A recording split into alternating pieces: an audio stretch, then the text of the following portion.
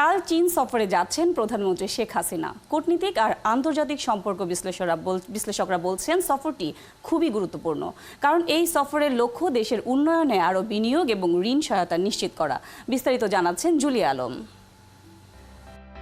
নগদের কাছে সব গ্রাহকই প্রিয়, তাই তো সারা দেশে ক্যাশ আউট চার্জ সবচেয়ে কম। ভূ রাজনীতির তৎকালীন তিক্ত বাস্তবতায় মুক্তিযুদ্ধ এবং পরে বঙ্গবন্ধুর পাশে ছিল না চীন। সেই দেশটি মুজিব কন্যার শাসনামলে বাংলাদেশের উন্নয়নের বড় বন্ধু। সরকারের নতুন মেয়াদে প্রথম চীন সফর করছেন শেখ হাসিনা। দেশের উন্নয়ন এবং অর্থনীতি নিয়ে তার নতুন সরকারের লক্ষ্য ও প্রতিশ্রুতি পূরণের জন্যই শেখ হাসিনার চীন সফরটি গুরুত্বপূর্ণ বলছেন সাবেক পররাষ্ট্রমন্ত্রী। নেত্রী নতুন সরকার নিয়েছেন, নতুন সরকার একটা বিরাট প্রত্যাশা, অনেক কিছু অর্জন করা, 2041 সালের মধ্যে আমরা একটা স্মার্ট দেশ হব। এইগুলোর জন্য যে ধরনের বিনিয়োগ দরকার, China could B a big source of আপনার ইনভেস্টমেন্ট। এই বিশ্লেষক বলছেন সফরটি স্বাভাবিকভাবেই প্রত্যাশিত, এখন অপেক্ষা শুধু প্রাপ্তি তালিকার।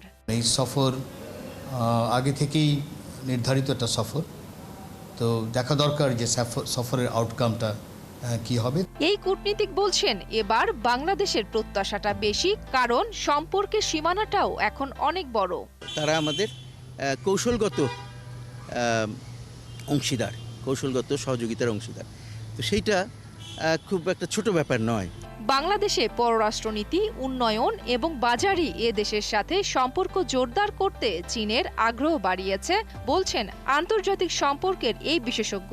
আমি সবসময় বলি ডেভেলপমেন্ট উইদাউট এনমিটি, শত্রুবিহীন একটা উন্নয়ন কাঠামো তৈরি করতে পেরেছে। এই যে শত্রুবিহীন উন্নয়ন, এটা আমি মনে করি যে চীনকেও আকৃষ্ট করেছে, এবং মনে হবে যে আমাদের মার্কেটটা তো বড়।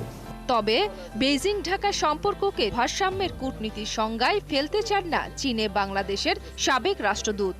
অনেকেই খালি বলেন যে একটা ভারসাম্য, ব্যালেন্স। আমি মনে করি যে সারাক্ষণ ব্যালেন্স আর ভারসাম্যের কথা চিন্তা করলে ঠিক না। আমাদের হলো যে জাতীয় স্বার্থে যেটা সবচেয়ে ভালো শর্তে যার কাছ থেকে পাবো, সেইভাবে যদি আমরা করি একটা ভারসাম্য এমনি তৈরি হবে। সাবেক পররাষ্ট্রমন্ত্রীও মনে করেন চীনের সাথে সম্পর্ক নিরাপদ ও লাভজনক। চায়নার সাহায্যের মধ্যে সুবিধা আছে, তারা রাজনৈতিকভাবে খুব আমাদের প্রেশার দেয় না, কাজের জন্য টাকা দেয় এবং কাজ করে। জুলিয়া আলম, ৭১, ঢাকা।